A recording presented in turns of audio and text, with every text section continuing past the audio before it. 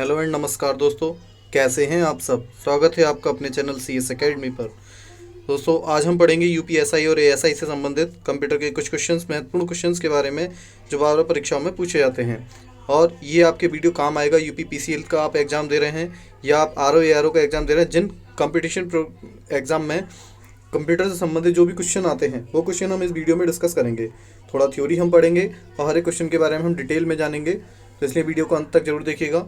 तो वीडियो को स्टार्ट करने से पहले आपसे रिक्वेस्ट करूंगा कि इस चैनल को सब्सक्राइब करें, वीडियो को लाइक करें और अपने दोस्तों के साथ ज़्यादा से ज़्यादा शेयर करें। और इससे संबंधित कुछ और भी कंप्यूटर की वीडियोस हैं जो मैंने पहले बनाई थी, उनका लिंक आपको डिस्क्रिप्शन में मिल जाएगा। और इस फाइल की पीडीएफ, इस वीडियो की पीडीएफ आपको टेलीग्राम ग्रुप में मिल जाएगी, तो टेलीग्राम ज्वाइन करना भी ना भूलें। इसका लिंक आपको डिस्क्रिप्शन में मिल जाएगा। तो चलिए स्टार्ट करते हैं।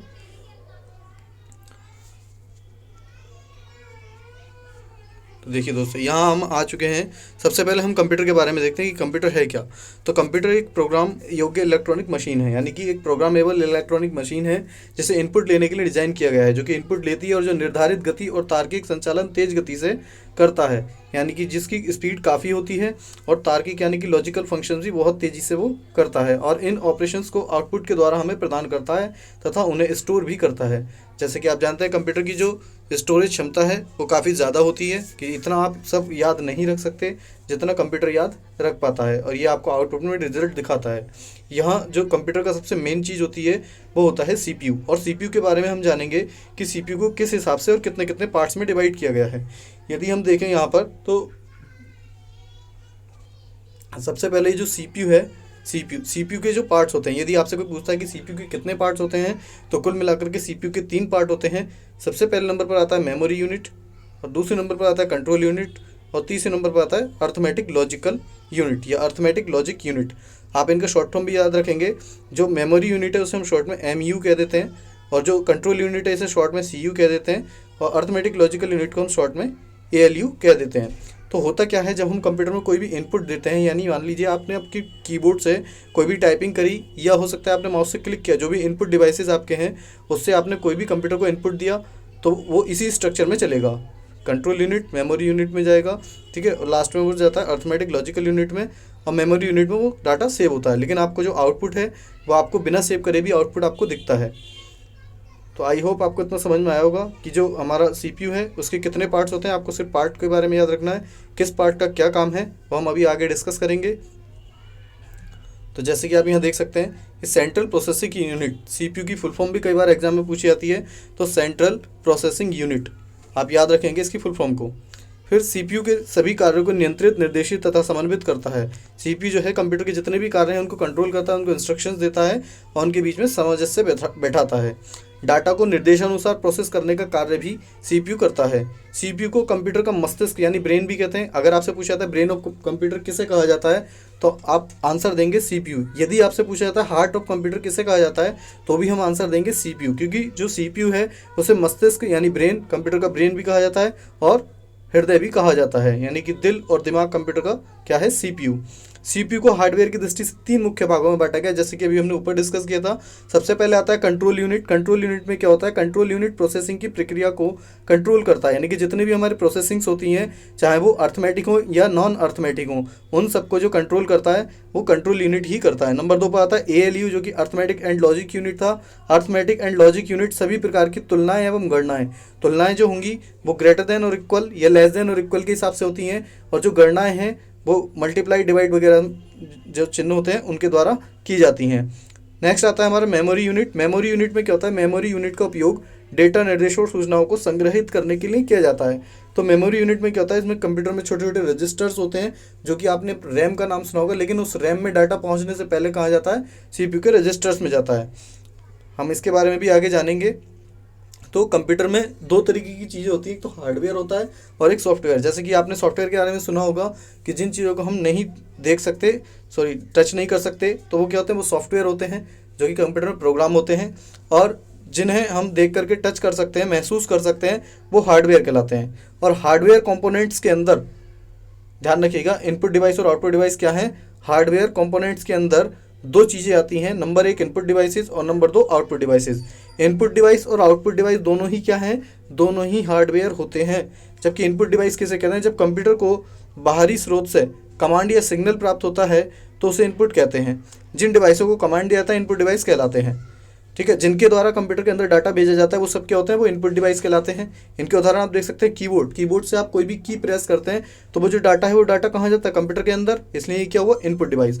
माउस से हम क्लिक करते हैं तो जो डाटा जो है वो कहाँ जाता है, कंप्यूटर के अंदर जाता है, तो उसे हम क्या कहते हैं, माउस, इनपुट डिवाइस। फिर आ गया था जॉयस्टिक। जॉयस्टिक क्या है, आपको गेम खेलने के लिए काम आता है, जिससे हम किसी भी ऑब्जेक्ट को कंट्रोल करते हैं लेफ्ट राइट या फिर अप डाउन करने के लिए।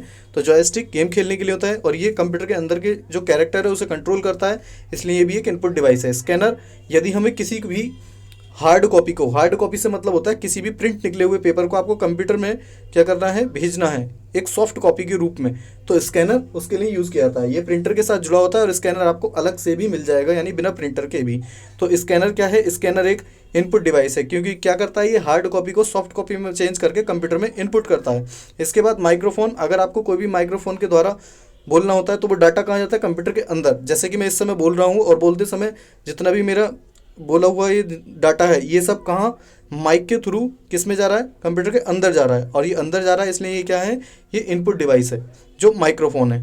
टच स्क्रीन, अभी हम जैसे टच स्क्रीन, जैसे हमने यहाँ पर टच किया और टच करने के बाद क्या हुआ, ये डाटा कहाँ आया, ये कंप्यूटर के अंदर आया। तो टच स्क्रीन क्या होता है, टच स्क्रीन इनपुट डिवाइस होता है। लेकिन अगर आप ध्यान रखना, इस टच में से अगर मैं इस टच को हटा दूँ और सिर्फ स्क्रीन रहने दूँ, अगर आपसे सिर्फ इतना पूछा जाए तब ये आउटपुट डिवाइस होगा। इसलिए ध्यान रखेंगे, जो टच स्क्रीन होता है, टच स्क्रीन क्या है, टच स्क्रीन एक ऐसा डिवाइस है जो पहले नंबर पर आपको याद रखना है, टच स्क्रीन क्या होता है, इनपुट डिवाइस। ठीक, लेकिन टच स्क्रीन को हम आउटपुट डिवाइस भी कह सकते हैं, कब, जब इसमें टच ना हो। क्यों, क्योंकि स्क्रीन क्या होती है, स्क्रीन हमें आउटपुट दिखाती है, इसलिए टच स्क्रीन पहले नंबर पर इनपुट और दूसरे नंबर पर आउटपुट डिवाइस भी होता है। फिर आता है लाइट पेन। लाइट पेन में क्या होता है, जैसा कि कंप्यूटर की स्क्रीन पर अगर हमें लिखना होता है तो एक डिजिटल बोर्ड या डिजिटल स्लेट आती है या डिजिटल ये लाइट पेन आता है, जिससे हम डायरेक्ट कंप्यूटर की स्क्रीन पर कुछ भी ड्राइंग वगैरह बना सकते हैं या लिख सकते हैं। तो डाटा उससे कहाँ जाता है, कंप्यूटर के अंदर, इसलिए ये क्या होता है, इनपुट डिवाइस। आइए नेक्स्ट देखते हैं। इसके बाद आता है आउटपुट डिवाइस। आउटपुट डिवाइस में क्या होता है, प्रोसेसर द्वारा प्रोसेस सूचनाओं को यूजर को प्राप्त होती हैं, उसे आउटपुट डिवाइस कहते हैं। जिन डिवाइसों पर आउटपुट प्राप्त होता है उन्हें आउटपुट डिवाइस कहते हैं। यानी आउटपुट क्या है, जो कंप्यूटर के द्वारा डाटा दिया जाएगा वो सब आउटपुट है। जैसे कि सबसे पहले नंबर पर इसमें आ रहा है मॉनिटर। अभी मैंने आपको बताया था कि अगर स्क्रीन लिखा हुआ है तो वो क्या है, वो आउटपुट है, मॉनिटर। अगर हमें कुछ भी देखना है, जो भी हम वर्क करते हैं, टाइपिंग करते हैं, वो सब आउटपुट के रूप में हमें कौन दिखाता है, तो मॉनिटर। अगर आपसे पूछा जाता है सबसे ज़्यादा यूज़ होने वाला इनपुट डिवाइस, तो आप आंसर करेंगे कीबोर्ड प्लस माउस। और यदि पूछा जाता है सबसे ज़्यादा यूज़ होने वाला आउटपुट डिवाइस, तब आप आंसर देंगे मॉनिटर। इसके बाद प्रिंटर है। प्रिंटर क्या होता है, स्कैनर का जस्ट अपोजिट होता है। स्कैनर क्या कर रहा था, हार्ड कॉपी को सॉफ्ट कॉपी में बदलता है, जबकि प्रिंटर क्या होता है, सॉफ्ट कॉपी को हार्ड कॉपी में बदलता है। यानी कि जो कंप्यूटर में आपकी सॉफ्ट कॉपी होती है उसे प्रिंट करके आपको हार्ड कॉपी में प्रदान करता है प्रिंटर। स्पीकर क्या होता है, स्पीकर आपका जो माइक्रोफोन था उसका ठीक उल्टा होता है, क्योंकि माइक्रोफोन से हम रिकॉर्डिंग करते हैं, लेकिन अगर आपको इस वीडियो की आवाज़ आ रही है तो ये आपके स्पीकर से निकल करके आ रही है, इसलिए जो स्पीकर है वो क्या है, वो एक आउटपुट डिवाइस है। नेक्स्ट आता है प्लॉटर। जैसे कि हम प्रिंटर क्या होता है, प्रिंटर से हम पेपर प्रिंट करते हैं, लेकिन अगर बड़ी बड़ी फ्लैक्सी हैं तो बड़ी बड़ी फ्लैक्सी को प्रिंट करने के लिए किसका प्रयोग किया जाता है, तो प्लॉटर का प्रयोग किया जाता है। अब जो प्लॉटर है ये बड़ा होता है, प्रिंटर का बड़ा साइज से समझ सकते हैं आप, और ये भी क्या है, ये भी एक आउटपुट डिवाइस है। तो आई होप आपको इतना समझ में आ गया होगा इनपुट डिवाइस और आउटपुट डिवाइस क्या होते हैं। अब इनसे संबंधित कुछ क्वेश्चन हम देखते हैं, कुछ इससे संबंधित भी हैं और कुछ अलग से भी क्वेश्चन मैंने लिए। टोटल 25 क्वेश्चन हैं। अगर आपको किसी का भी आंसर पता होता है तो आप कमेंट बॉक्स में कमेंट कीजिएगा, देखिएगा आपके कितने क्वेश्चन सही हुए वो आप कमेंट करिएगा। तो सबसे पहला क्वेश्चन है, वह इलेक्ट्रॉनिक डिवाइस जो डाटा को स्वीकार कर सकती है, डाटा प्रोसेस करती है तथा आउटपुट उत्पन्न करती है और परिणामों को भविष्य में प्रयोग करने के लिए स्टोर करती है, ये क्या कहलाती है, तो ये टोटल जो कॉम्बिनेशन दे रखा है हमें, ये कुछ चीज़ें हैं जिनका कॉम्बिनेशन हमें दे रखा है। आप इन सब चीज़ों को ध्यान रखिएगा कि कंप्यूटर सबसे पहले क्या करता है, डाटा को स्वीकार करता है। स्वीकार करने का मतलब क्या हुआ, इनपुट, इसे हम शॉर्ट में लिख रहे हैं आई, ठीक। और डाटा को फिर क्या करता है, प्रोसेस करता है, यानी प्रोसेस फॉर पी, और फिर उसका क्या देता है, हमें आउटपुट देता है, यानी कि ओ, ठीक। और लास्ट में क्या करता है, भविष्य में प्रयोग करने के लिए स्टोर करता है, एस, यानी IPOS। अगर आपसे पूछा जाता है कंप्यूटर किस सिस्टम पर काम करता है, तो आपको स्ट्रिक को याद रखना, IPOS, यानी इनपुट प्रोसेस आउटपुट और स्टोरेज। यानी कुल मिलाकर के आप ऐसा समझ लीजिए कि अगर आप कोई घर का एग्जाम्पल ले सकते हैं। मान लिया आप क्या करा, आपने बाजार से सब्जी खरीदी, सब्जी आप बाजार से घर में लेकर के आए, तो वो क्या हुआ, इनपुट। आपने उस सब्जी को बना करके बहुत अच्छी सी डिश बना करके तैयार की, वो क्या थी सब, वो थी सब आपकी प्रोसेसिंग। जब आप उसने उसे सर्व किया तो आपने क्या दिया, वो आपने उसका आउटपुट दिया, ठीक। और स्टोरेज, यानी कि वो डिश आपकी ज़्यादा अच्छी बन गई, तो आपके आगे तक के लिए आपके दिमाग में बस गई कि हाँ हमने बहुत अच्छी उस समय डिश बनाई थी, तो वो क्या है, वो स्टोरेज। यानी IPOS कोई इतनी बड़ी चीज़ नहीं है, कुछ डरने की ज़रूरत नहीं है इसमें। आपको सिर्फ क्या करना है, इसे आप अपने रेगुलर एग्जाम्पल से भी समझ सकते हैं। तो आपको IPOS याद रखना है, इनपुट प्रोसेस आउटपुट कौन करता है, तो ऑप्शन बी इसका सही आंसर होगा, कंप्यूटर। क्योंकि अगर आपसे पूछा भी जाएगा, क्रम लगाने के लिए भी आता है। आगे हम देखते हैं, चलिए अगला क्वेश्चन देखते हैं। इसकी डिटेल है, ये डिटेल आप पढ़ सकते हैं। कंप्यूटर व इलेक्ट्रॉनिक डिवाइस है जो डाटा को स्वीकार करता है, डाटा को प्रोसेस करता है, आउटपुट उत्पन्न करता है तथा परिणामों को भविष्य के लिए स्टोर करता है। और IPOS आपको याद रखना है। नेक्स्ट क्वेश्चन है, कंप्यूटर के मुख्य भाग हैं, तो कंप्यूटर के मुख्य भाग कितने होते हैं, तो कुल मिलाकर के कंप्यूटर के 6 मुख्य भाग होते हैं। अब ये 6 मुख्य भाग कौन कौन से होते हैं, आइए देख लेते हैं। तो सबसे पहले आता है CPU। और CPU के कितने भाग होते हैं, जैसे कि अभी मैंने पढ़ा था, CPU के कुल मिलाकर के हमने 3 भाग पढ़े। Number 1 CU control unit, number 2 ALU arithmetic and logic unit, number 3 MU memory unit, जैसे कि हमने पीछे वीडियो में देखा था। अच्छा, फिर आता है इनपुट डिवाइस। इनपुट डिवाइस में आप पढ़ ही चुके हैं, कीबोर्ड माउस स्कैनर होता है। फिर आउटपुट डिवाइसेस है, प्रिंटर मॉनिटर स्पीकर आदि। फिर मेमोरी यूनिट जैसे कि रैम, और फिर सेकेंडरी स्टोरेज जैसे कि हार्ड डिस्क, और कम्युनिकेशन डिवाइस जैसा कि हमारा LAN वगैरह होते हैं। ये सब क्या है, ये कुल मिलाकर के हमारे 6 कंप्यूटर के मुख्य भाग हैं जिनके द्वारा कंप्यूटर चलता है। नेक्स्ट आता है इसके बाद क्वेश्चन नंबर 3 है, कंप्यूटर में यूज़र को किस नाम से जाना था, यानी कि जो कंप्यूटर को यूज़ कर रहा है उसे हम और किस नाम से जान सकते हैं। तो आप ध्यान रख सकते हैं, उसे हम कहते हैं ह्यूमन वेयर। या आप ऑप्शन से भी कर सकते हैं, क्योंकि देखिए हार्डवेयर तो कहेंगे नहीं यूज़र को, कंप्यूटर को यूज़ करने वाले को फर्मवेयर भी नहीं कहेंगे और ना ही फ्रीवेयर कहेंगे। तो यहाँ ऑप्शन ए सही होगा, ह्यूमन वेयर। चलिए आगे देखते हैं। कंप्यूटर में उपयोगकर्ता को ह्यूमन वेयर भी कहा जाता है जो कंप्यूटर को ऑपरेट करता है। नेक्स्ट क्वेश्चन है क्वेश्चन नंबर 4, प्रोग्राम के निर्देशों को बाइनरी में दर्शाया गया है और किसमें संग्रहित किया गया है, जिसमें से वे CPU द्वारा प्राप्त, डिकोड और निष्पादित किए गए हैं। तो यहाँ देखते हैं हम, यहाँ आंसर होगा आपका ए, क्योंकि सारा का सारा डाटा किस में स्टोर होता है, मेमोरी यूनिट में स्टोर होता है। तो किसी कंप्यूटर में कई प्रकार की मेमोरी होती है जिसमें प्रोग्राम इंस्ट्रक्शन बाइनरी के रूप में संचित होता है, और यही CPU के द्वारा डिकोड और फैच होता है। यानी कंप्यूटर क्या करता है, आप यहाँ से देखिए पढ़ सकते हैं, कंप्यूटर उस भाषा को क्या करता है, डिकोड और फैच। यानी कि डिकोड करता है, पहले तो उसे अपनी एक मशीन लैंग्वेज में चेंज करता है, और उसे फैच करता है, यानी कि उसे आगे के लिए प्रोसेस करने के लिए सुविधाजनक बनाता है। आप यहाँ समझ सकते हैं, देखिए सबसे पहले हमें दे रखा है बाइनरी लैंग्वेज, यानी कंप्यूटर में जो बाइनरी लैंग्वेज होती है वो 1 और 0, 0 1 बस। कंप्यूटर को इसके अलावा कुछ नहीं आता, 0 1 0 1, इसी के अलावा इसी में सारा डाटा स्टोर होता है। यदि आप कंप्यूटर में लिखते हैं स्मॉल a, तो स्मॉल a को कंप्यूटर के लिए कोड होता है 97। ये कोड आप याद रखिएगा, स्मॉल a का कोड क्या होता है 97, जो कि कंप्यूटर में स्टोर होता है। ऐसे ही अगर हम कैपिटल A लिखें तो उसका कोड होता है 65। ये भी आप याद रखिएगा, ये कोड होता है 65। अब इनसे क्या करता है कंप्यूटर, इन्हें 2 से डिवाइड करने के बाद इनकी बाइनरी लैंग्वेज बनाता है, जिससे कि आंसर में क्या होगा 0 1 0 1 करके संख्या आएगी, और उसी को कंप्यूटर अपने पास स्टोर करता है, और जब उसे ज़रूरत पड़ती है तो वो इसे डिकोड करता है, और डिकोड करने के बाद उसे फैच करता है, यानी कि आपको दिखाता है कि आपको ये जो कोड है ये किसका है। तो ये सब प्रोसेस जो है कंप्यूटर काफ़ी स्पीड से करता है और आपको पता भी नहीं चलता है। अगर आप इन सब के कोड के बारे में जानना चाहते हैं कि ये जो कोड हैं ये कौन से कोड हैं, तो ASCII कोड कहलाते हैं। ये ASCII की यदि फुल फॉर्म पूछी जाती है तो American standard code for information interchange. इससे संबंधित मैंने एक वीडियो बना रखी है, उसे भी आप देखना नहीं भूलिएगा, वो आपको प्लेलिस्ट में मिल जाएगी, या आप उसका लिंक आपको डिस्क्रिप्शन में दे दूंगा, वहाँ से जाकर के आप देख सकते हैं। नेक्स्ट क्वेश्चन है, काफ़ी इजी क्वेश्चन है, इसका आंसर आप कमेंट बॉक्स में दीजिएगा। कोई व्यक्ति कंप्यूटर साक्षर कहलाता है यदि वह सक्षम हो, केवल किस में सक्षम हो, आवश्यक एप्लीकेशन को चलाने में, या एंटीवायरस सॉफ्टवेयर बनाने में, या प्रोग्राम लिखने में, या कंप्यूटर को हैक करने में। तो ज़रूरी नहीं है कि व्यक्ति को कंप्यूटर साक्षर हम तभी कहेंगे जब वो कंप्यूटर को हैक करना जानता हो, तो ये गलत हो जाएगा। ठीक है, प्रोग्राम लिखने के लिए प्रोग्रामर होते हैं, उनके लिए अलग कोर्स किए जाते हैं, तो उसे भी हम कंप्यूटर साक्षर कह तो सकते हैं, लेकिन ज़रूरी नहीं है कि वो प्रोग्राम लिखना जानता हो। एंटीवायरस सॉफ्टवेयर बनाने में तो वही प्रोग्राम वाली बात आ रही है दोनों में, तो ये दोनों ऑप्शन भी गलत होंगे। यानी कौन सा ऑप्शन सही होगा? आवश्यक एप्लीकेशनों को चलाने में, यानी कि आपसे क्या क्या चलाना चाहिए? कुछ एप्लीकेशंस होती हैं जो ज़्यादा जरूरी होती हैं, जैसे कि MS वर्ड और एक्सेल सबसे मेन है आपके लिए, ये आपको चलाने आने चाहिए। तो यहाँ ऑप्शन में आपके डिटेल भी देख सकते हैं इसकी। नेक्स्ट क्वेश्चन है, एक क्या दिखाता है कि कैसे परिचालन विशेषताओं को एक साथ जोड़ा जाता है और कंप्यूटर को साकार करने में योगदान देता है? तो इसका आंसर होगा ऑप्शन डी, यानी कंप्यूटर ऑर्गेनाइजेशन। कंप्यूटर ऑर्गेनाइजेशन क्या दिखाता है कि कैसे परिचालन विशेषताओं को एक साथ जोड़ा जाता है और कंप्यूटर को साकार करने में योगदान देता है। ऑर्गेनाइजेशन का मतलब ही क्या होता है? संगठन। तो आप यहाँ आसानी से समझ सकते हैं इसे। इसकी डिटेल पढ़ लेते हैं क्योंकि ये आपके आगे के क्वेश्चन में काम आएगी।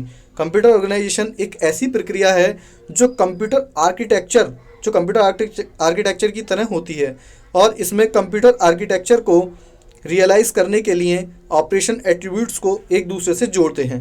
तो यहाँ आप समझ सकते हैं कि कंप्यूटर एट्रीब्यूट्स को आपस में जोड़ने के लिए किसका प्रयोग किया जाता है? कंप्यूटर आर्किटेक्चर, जो कि ऑर्गेनाइजेशन के लिए एक प्रक्रिया होती है। नेक्स्ट है, एक कंप्यूटर सिस्टम की वैचारिक डिज़ाइन और मौलिक संरचना है। तो मौलिक संरचना क्या है? तो वो आर्किटेक्चर है जो किसके अंडर में होती है? ऑर्गेनाइजेशन के अंडर में होती है, जैसे कि अभी हमने ऊपर पढ़ा। तो इसका ऑप्शन डी सही आंसर होगा। इसकी डिटेल आप यहाँ पढ़ सकते हैं। नेक्स्ट क्वेश्चन है, कंप्यूटर चिप्स के निर्माण में जो कंप्यूटर की छोटी छोटी चिप्स होती हैं जो उसके अंदर लगी होती हैं, एक प्रोसेसर के रूप में भी चिप होती है, इनके निर्माण में किस पदार्थ का उपयोग किया जाता है? तो यहाँ आंसर होगा सेमीकंडक्टर, यानी ऑप्शन डी, सेमीकंडक्टर का प्रयोग किया जाता है। लेकिन यदि आपसे पूछा जाता है कि कंप्यूटर के निर्माण के अलावा कंप्यूटर के निर्माण में जो चिप यूज़ होती है, अगर यह सेमीकंडक्टर ऑप्शन में ना हो और आपसे पूछा जाए कि उस पर किसकी लेयर चढ़ी होती है या चिप के ऊपर किसकी परत चढ़ी होती है, तो आप याद रखेंगे उस पर सिलिकॉन की परत चढ़ी होती है। ऐसा ही आपने साइंस में पढ़ा होगा। सिलिकॉन का सूत्र होता है, सिलिकॉन के लिए आता है SI, जो उसका प्रतीक है। ठीक है, तो सिलिकॉन की परत चढ़ी होती है। और आपको आंसर में बताना है कि हमारे भारत में सिलिकॉन वैली के नाम से, यानी कि सिलिकॉन घाटी के नाम से किसे जाना जाता है?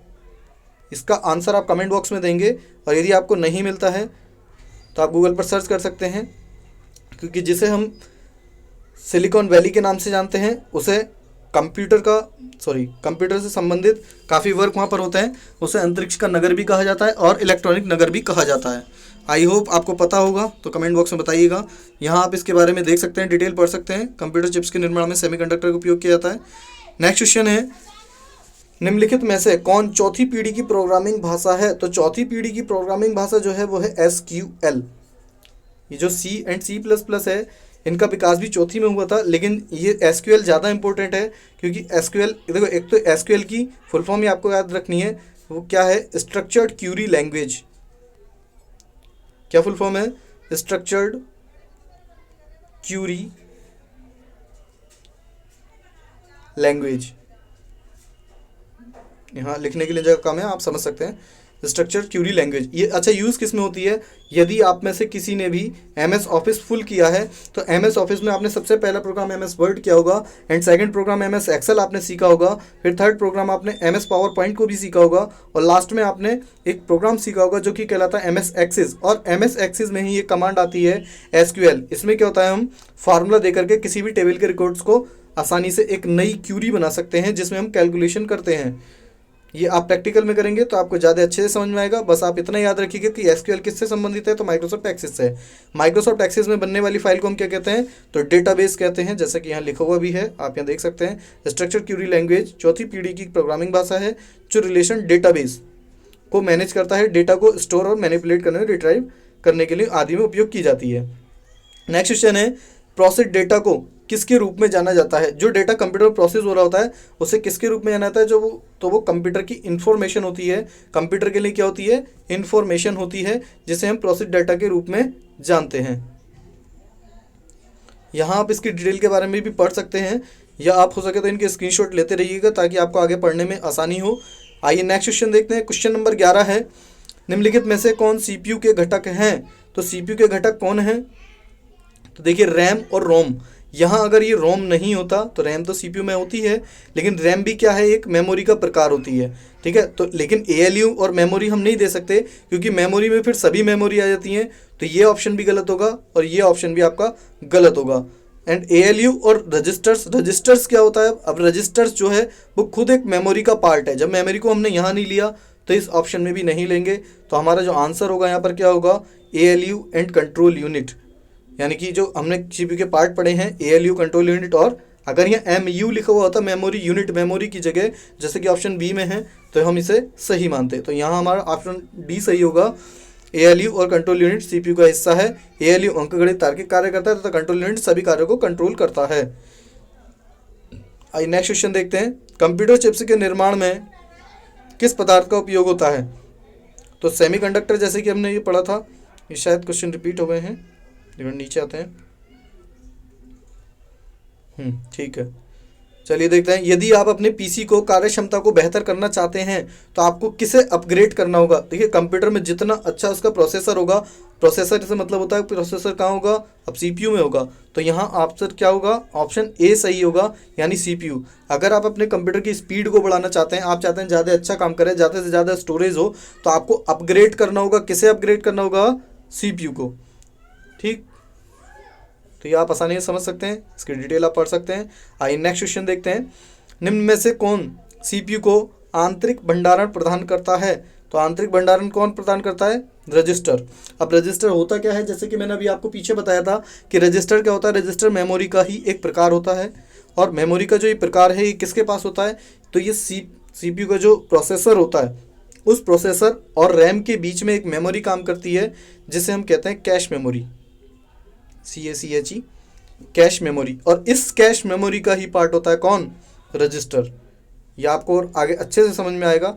वीडियो को देखते रहिए और लाइक करते रहिए। दोस्तों शेयर कर देना इसे ध्यान से। नेक्स्ट देखते हैं। CPU द्वारा संपादित किए जाने वाले 4 कार्य क्रमशः प्राप्त करना। अभी हमने 4 कार्य पीछे पढ़े हैं, मैंने आपको अभी शॉर्ट में बताया था IPOS। I फॉर इनपुट, तो प्राप्त करना। O फॉर कुशल परिवर्तन यानी प्रोसेसिंग हो गया। उत्पादन परिणाम यानी स्टोरेज करना। तो यहाँ पर जो आपका आंसर होगा क्या होगा? तो आंसर होगा यहाँ पर आपका ऑप्शन बी, यानी डिकोड करना। ये डिकोड करना मैंने आपको बताया था। कंप्यूटर जो है, जो हमारी भाषा होती है कौन सी? ASCII यानी बाइनरी लैंग्वेज, उसे डिकोड करता है। तो डिकोड करने के लिए प्राप्त करना, स्पष्ट करना, कुशल परिवर्तन करना। स्पष्ट करने से मतलब है वही डिकोड करना, यानी प्रोसेस। आइए आगे देखते हैं अगला क्वेश्चन। डेटा प्रोसेसिंग के चक्र में स्टेप सही क्रम को पहचानें। इस क्वेश्चन में अगर आपको कोई दिक्कत होती है तो इसका मतलब आपने वीडियो को स्टार्ट में स्किप किया था या आपने ध्यान से नहीं समझा। मैंने अभी आपको बताया IPOS, तो जल्दी से बताइए किस ऑप्शन में है ये IPOS? तो यहाँ ऑप्शन नंबर डी आपका बिल्कुल सही है। I यानी input, P for process, O for output और S फॉर स्टोरेज, यानी IPOS। कौन सा आंसर सही होगा? ऑप्शन डी, क्योंकि कंप्यूटर में सबसे पहले क्या होगा? डाटा इनपुट किया जाएगा, फिर उसके अंदर प्रोसेसिंग होगी और फिर कंप्यूटर आउटपुट देगा जिसे आप स्टोर कर सकते हैं। यहाँ आप इसकी डिटेल भी देख सकते हैं। आइए नेक्स्ट क्वेश्चन देखते हैं। क्वेश्चन नंबर 16 है, कंप्यूटर के प्रोसेसर की गति को निम्नलिखित में से किस में मापा जाता है? देखिए आप इस क्वेश्चन को ध्यान से समझिएगा, क्योंकि कंप्यूटर की जो गति है उसे पहले हर्ट्ज में मापा जाता था। इसे हम STZ इस तरीके से लिखते हैं, हर्ट्ज में मापा जाता था। होता क्या था? MIPS, यानी कि जो इंस्ट्रक्शंस होते हैं, कंप्यूटर को जो इंस्ट्रक्शन दिए जाते हैं, तो पहले क्या था? एक इंस्ट्रक्शन को 1 हर्ट्ज के रूप में जाना जाता था। इसके बाद क्या हुआ? कुल मिलाकर के 1024 इंस्ट्रक्शंस को मिलाकर के जब बनता है तो बनता है किलो हर्ट्ज, यानी 1024 इंस्ट्रक्शंस का क्या बनता है? किलो हर्ट्ज बनता है। लेकिन अगर 1024 गुणा 1024, तो ये आपकी संख्या आएगी 10,48,576। अगर इतनी को मिला देते हैं तो क्या बनता है? 1 मेगा हर्ट्ज, यानी किलो हर्ट्ज से बड़ा होता है फिर क्या? Mega hertz. जैसे कि आपने KB और MB भी पढ़ा होगा, तो सेम उसी की तरह प्रोसेस इसमें चलता है। 1024 करके लेकिन यहाँ पर जो सही आंसर है वो है हमारा MIPS, क्योंकि स्पीड काफ़ी बढ़ चुकी है माइक्रो प्रोसेसर की। तो MIPS यानी मिलियन इंस्ट्रक्शंस पर सेकंड इसकी फुल फॉर्म होती है। आप नीचे ही देख सकते हैं, ऑप्शन नंबर बी सही होगा। प्रोसेसर कंप्यूटर सिस्टम की वह यूनिट है जो निर्देशों को इंटरप्रेट करके उन्हें एग्जीक्यूट करता है। पीसी की कार्यक्षमता माइक्रो प्रोसेसर की क्षमता एवं गति पर निर्भर होती है। माइक्रो प्रोसेसर की प्रोसेसिंग स्पीड को MIPS यानी मिलियन इंस्ट्रक्शंस पर सेकंड में मापा जाता है। MIPS की रेटिंग का प्रयोग प्रोसेसर की इंटीजर कंप्यूटेशन परफॉर्मेंस को स्पेसिफाई करने के लिए किया जाता है। नेक्स्ट देखते हैं आगे। क्वेश्चन नंबर 17 है, निम्नलिखित में से कौन सा विकल्प CPU के प्रमुख घटकों को दर्शाता है। तो आई होप आपको इसमें कोई दिक्कत नहीं होनी चाहिए। तो जैसे कि हमें दे रखा है CPU, रोम और रजिस्टर, तो रोम और रजिस्टर तो सेम चीज़ हो गई। यहाँ ALU, CPU and RAM, RAM memory का एक प्रकार है। ALU, CPU एंड रजिस्टर और हार्ड डिस्क ये भी एक मेमोरी का प्रकार है। लेकिन अगर हम यहाँ ऑप्शन सी को देखें, जैसे कि मैंने आपको बताया था कि रजिस्टर खुद किसका प्रकार है, तो रजिस्टर जो है वो खुद एक किसका प्रकार है, कैश मेमोरी का, जो कि कंप्यूटर से जुड़ी होती है। यानी यहाँ पर आपका ऑप्शन सी सही होने वाला है कि ALU, CPU एंड रजिस्टर। अब देखिए बाकी ऑप्शन क्यों नहीं होंगे आप समझ सकते हैं, क्योंकि CPU क्या होता है, CPU कंट्रोल यूनिट, देखिए CPU है इसमें। रोम क्या है, रोम एक सेकेंडरी मेमोरी है जो कि मेमोरी यूनिट का पार्ट नहीं होती है। मेमोरी यूनिट का पार्ट अगर आपसे पूछा जाए क्या होता है, तो मेमोरी यूनिट का पार्ट एक कैश मेमोरी होता है और उस कैश मेमोरी का प्रकार एक रजिस्टर होता है। लेकिन यहाँ ALU गायब है इस ऑप्शन में, इसलिए नहीं होगा। अच्छा, यहाँ ALU, CPU है लेकिन रैम है। रैम मेमोरी का एक प्रकार, इस मेमोरी का प्रकार नहीं है, इस MU का मेमोरी का प्रकार है, लेकिन मेमोरी यूनिट का प्रकार नहीं है जो CPU से जुड़ी होती है। तो CPU से जुड़ी होने वाली मेमोरी क्या होती है, मेमोरी यूनिट, जो प्रोसेसर और रैम के बीच में काम करती है। यानी ये जो कैश मेमोरी है ये प्रोसेसर और रैम के बीच में काम करती है। ALU और CPU जो हैं ये ठीक है, लेकिन रजिस्टर कैश मेमोरी का ही प्रकार है। इसका मतलब मेमोरी यूनिट, यहाँ हमें इनडायरेक्टली क्या दिया गया है, ये मेमोरी यूनिट। और हमने यही तो अभी स्टार्टिंग में पढ़ा था कि ALU, CPU और MU ये हमारे किसके पार्ट होते हैं, CPU के, और वही हमसे पूछा है। इसलिए यहाँ क्या होगा, यहाँ आपका ऑप्शन सी बिल्कुल सही होने वाला है, ALU, CPU एंड रजिस्टर। अच्छा, हार्ड डिस्क क्यों नहीं है, हार्ड डिस्क है सेकेंडरी मेमोरी, आप समझ सकते हैं। नेक्स्ट देखते हैं, एक्यूमुलेटर का एक समकलित घटक है। अच्छा, जो एक्यूमुलेटर होता है वास्तव में होता क्या है, आप इसे समझिएगा। देखिए एक्यूमुलेटर क्या होता है, जो हमारा CPU का पार्ट है ALU, उस CPU के पार्ट में जितने भी अर्थमेटिक वर्क्स होते हैं उन सबको कौन सेव करता है, तो एक्यूमुलेटर। यानी इसके अंदर जितने भी अर्थमेटिक एंड लॉजिकल फंक्शंस होते हैं उन सबको सेव सेव करके कौन रखता है, एक्यूमुलेटर। और एक्यूमुलेटर किसका पार्ट है, ALU का। अच्छा, ऑप्शन में ALU है क्या, तो ALU नहीं है, लेकिन हमें इतना पता है कि ALU किसका पार्ट है, CPU का। तो ऑप्शन ए बिल्कुल सही होगा। एक्यूमुलेटर किसका भाग होता है, तो CPU का। आप यहाँ पर इसे पढ़ भी सकते हैं। नेक्स्ट क्वेश्चन है, निम्नलिखित में से कौन सा सेंट्रल प्रोसेसिंग यूनिट CPU का भाग नहीं है। आई होप आपका इसका आंसर बहुत अच्छे से दे पाएंगे, क्योंकि आप शुरू से यही पढ़ना है कि अर्थमेटिक लॉजिकल यूनिट कंप्यूटर का पार्ट होता है, CPU का पार्ट होता है, कंट्रोल यूनिट भी होता है। अच्छा, अभी मैंने बताया कि जो मेमोरी यूनिट है उसे हम रजिस्टर का भाग मानते हैं। यानी कि जो मेमोरी यूनिट का एक भाग है वो कैश मेमोरी है, और उस कैश मेमोरी में रजिस्टर्स आते हैं। यानी कि ये तीनों पार्ट हैं, और हमसे क्या पूछा है, कंप्यूटर का भाग नहीं है, तो रैम, यानी ऑप्शन डी सही होगा यहाँ पर, कि जो रैम है वो कंप्यूटर का एक भाग नहीं है। आई होप ये आपको समझ में आ गया होगा। यहाँ आप इसकी डिटेल भी पढ़ सकते हैं, इसके बारे में दे रखा है कि रैंडम एक्सेस मेमोरी क्या है, मेमोरी का भाग है, लेकिन जो रजिस्टर्स हैं वो CPU का भाग होते हैं। सीधे बोला गया है आपसे। नेक्स्ट क्वेश्चन है, प्रोग्राम काउंटर यानी कि PC रजिस्टर एक अनिवार्य भाग है। जैसा कि अभी मैं आपको पीछे से बताता हुआ आ रहा हूँ कि रजिस्टर किसका भाग होता है, रजिस्टर एक कैश मेमोरी का भाग होता है। और कैश मेमोरी क्या होती है, तो CPU का जो प्रोसेसर है वो प्लस जो रैम है जिसमें हमारी मेमोरी सेव होती है, इन दोनों के बीच का जो काम करता है, ये जो रास्ता है यही क्या है, ये कैश मेमोरी है, और ये कंप्यूटर से जुड़ी होती है। तो इसलिए ऑप्शन सी सही होगा, कैश मेमोरी। यहाँ पढ़ सकते हैं, प्रोग्राम काउंटर यानी PC CPU में उपस्थित एक रजिस्टर है जिसमें स्मृति यानी मेमोरी को निष्पादित होने वाले अगले अनुदेशक के पते शामिल होते हैं। नेक्स्ट क्वेश्चन है, निम्नलिखित में किस मेमोरी में CPU की सीधी पहुंच एक्सेस होती है। तो कौन सी मेमोरी है जिसमें CPU की सीधी पहुंच एक्सेस होती है, तो ऑप्शन ए सही होगा, रैम। क्योंकि हार्ड डिस्क सेकेंडरी मेमोरी है। मैग्नेटिक टेप क्या है, वास्तव में ये हार्ड डिस्क से ही संबंधित है। इसमें फ्लॉपी डिस्क भी आती है जो कि अब नहीं चलती है ज़्यादा, ठीक है। तो डीबीडी क्या है, ये एक ऑप्टिकल डिस्क है। आगे हम डिस्क के बारे में भी पढ़ेंगे, तो यहाँ ऑप्शन ए सही होने वाला है। सीपीयू का पूरा नाम सेंट्रल प्रोसेसिंग यूनिट, आप पीछे पढ़ चुके हैं, माइक्रो प्रोसेसर, और माइक्रोचिप डाटा को सूचना में बदलते हुए प्रोसेस करता है। रैम में सीपीयू की सीधी पहुंच होती है क्योंकि सारा डेटा इसी में एक्सेस किया जाता है। नेक्स्ट आपसे पूछा है उच्च क्षमता वाले माइक्रो प्रोसेसर हैं, तो यहाँ माइक्रो प्रोसेसर जितने भी हैं ये सब उच्च क्षमता वाले हैं।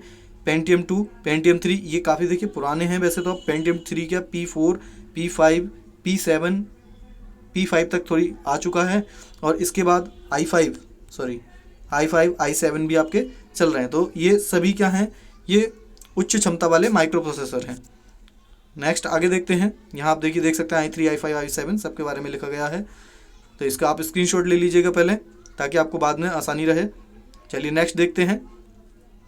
कंप्यूटर की मेमोरी अर्थमेटिक लॉजिक यूनिट और इनपुट डिवाइस को बताता है कि किसी कार्यक्रम इंस्ट्रक्शन को कैसे प्रतियोगिता देना है। यानी कि कंप्यूटर का जो अर्थमेटिक कंप्यूटर की मेमोरी है, ठीक है, देखिए यहाँ पर तीनों चीज़ें आ रही हैं। आप यहाँ ध्यान से देखिएगा कि जो कंप्यूटर के हमने अभी सीपीयू के पार्ट पढ़े थे, क्या पढ़ा था, सीयू। तो कंप्यूटर की मेमोरी, अर्थमेटिक लॉजिक यूनिट, यानी कि देखिए अर्थमेटिक लॉजिक यूनिट यानी एएलयू आ गया, ठीक। कंप्यूटर की मेमोरी यानी एमयू आ गया। अच्छा, एक पार्ट में से कौन सा, तो आप बता सकते हैं, सीयू में से यहाँ पर, यानी कंट्रोल यूनिट। तो यहाँ ऑप्शन क्या आएगा फिर, सीयू। ऑप्शन सी बिल्कुल सही होने वाला है, सीयू। तो आप यहाँ देख सकते हैं कंट्रोल यूनिट कंप्यूटर के हर घटक को नियंत्रित करता है। ये पूरी डिटेल आपको पढ़नी पड़ेगी, आप इसे समझ लीजिएगा। यदि आपको फिर से समझ में नहीं आता तो आप पूरी वीडियो बिल्कुल ध्यान से सुनिएगा, सब कुछ समझ में आ जाता है। और यदि आपको फिर भी कोई दिक्कत होती है कि सीपीयू जो है, सीपीयू होता क्या है, तो उसके लिए आप, मेरी एक वीडियो बनाई थी मैंने जिसमें मैंने सीपीयू के बारे में पूरा बताया था, उसका लिंक भी मैं आपको डिस्क्रिप्शन में दे दूंगा, वहाँ आप देख सकते हैं। तो चलिए आगे क्वेश्चन देखते हैं फिर।